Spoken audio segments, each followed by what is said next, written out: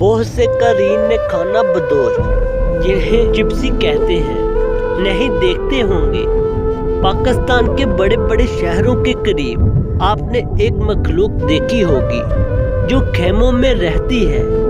یہ لوگ تھوڑا عرصہ ایک جگہ رہ کر اور چلے جاتے ہیں۔ وہ کوڑے کرکٹ کے ڈھیروں سے غلیظ کپڑوں کے ٹکڑے اکٹھے کرتے رہتے ہیں اور انہیں نہروں یا دریاؤں میں دھو کر فیکٹریوں میں تول کر بیچتے ہیں۔ یہ کپڑے مشین صاف کرنے کے کام آتے ہیں۔ ان کی جوان عورتیں شہروں میں بھیک بھی مانگتی ہیں، چوریاں بھی کرتی ہیں اور عصمت فروشی بھی کرتی ہیں۔ انہیں لوگ خانہ بدوش کہتے ہیں، لیکن یہ ان خانہ بدوشی سے بہت مختلف ہے جو ہمارے زمانے میں دیکھنے میں آتے ہیں۔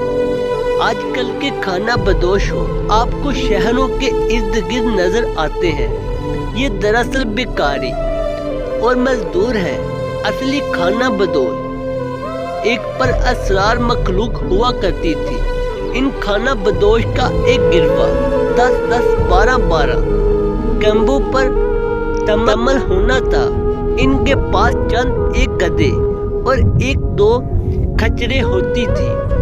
ان کے خیمے اوپر سے گول ہوتے تھے جو چاند کی شکل کے بانسوں پر کھڑے کیے جاتے تھے۔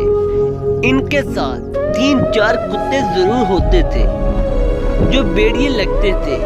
بڑے ہی خونخوار کتے ہوا کرتے تھے۔ یہ رکھوالی کے لیے ہوتے تھے۔ ان لوگوں کو چوری چاری کا تو کوئی خطرہ نہیں تھا۔